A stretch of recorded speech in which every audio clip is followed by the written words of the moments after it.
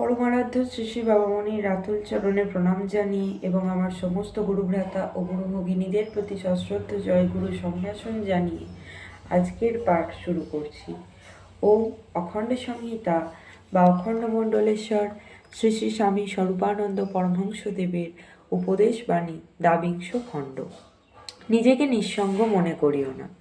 অপর একজনের বক্তব্য শুনিবার পরে শ্রী শ্রী বাবামণি বলিলেন, সুদূর প্রবাসে একা পড়ে গেছ, তাই নিজেকে একেবারে নির্বান্ধব মনে হয়, তাই তো তোমার সমস্যা।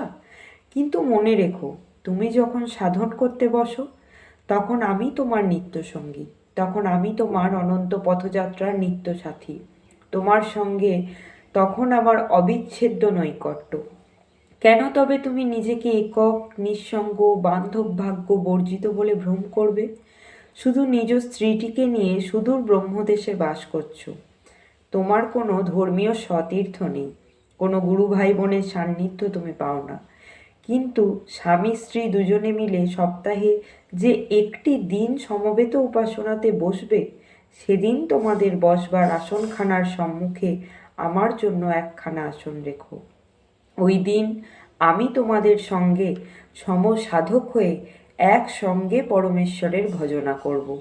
সপ্তাহে একটি মাত্র দিন এ কাজটি করো, দেখবে বৎসরের 52টি সাপ্তাহিক সমবেত উপাসনা একবার পার হয়ে গেলে তুমি আর আমি দূর দূরান্তে বাস করেও কত আত্মীয়তা, কত কুটুম্বিতা, কত নৈকট্য লাভ করে আছি। যে দেশে একটিও সমধর্মী নেই, একটিও সহকর্মী নেই, সেই দেশেও আমি তোমার সঙ্গে আছি, ছিলাম এবং থাকব। 2-4 বছর পরে তুমি হয়তো আর ব্রহ্মদেশে থাকবে না। ঘটনার বিচিত্র গতিতে হয়তো যাবে জাপানে, চীনে, কানাডায়, রাশিয়ায়, ইংল্যান্ডে, ফ্রান্সে, জার্মানিতে বা হল্যান্ডে। হয়তো ব্রাজিল বা আফ্রিকার অরণ্যে, গভীর বা সাহারার মরুভূমিতে তোমাকে ছুটতে হবে অন্যের তল্লাশে। তবু তুমি যাবে সঙ্গে সঙ্গে আমাকে নিয়ে। তোমার মনে, প্রাণে, বুদ্ধিতে ও হৃদয়ে আমি তোমার অন্তরতম সমসাধক হয়ে নিয়ত বিরাজ করব। ভারতবর্ষকে আজ তুমি যা দেখতে পাচ্ছ, চিরকালই সে তা থাকবে না। আজ বিদেশে তোমার যে অনাদর, বিশ্বের মানুষের কাছে তোমরা চিরকালই তেমন অনাদৃত থাকবে না।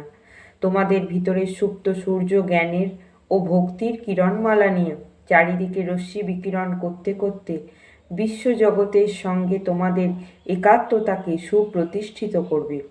তখন ত্রিভুবন তোমার স্বদেশ হবে, আর ত্রিভুবনের যে কোনো স্থানের প্রতিটি অধিবাসী তোমার স্বদেশবাসী হবে।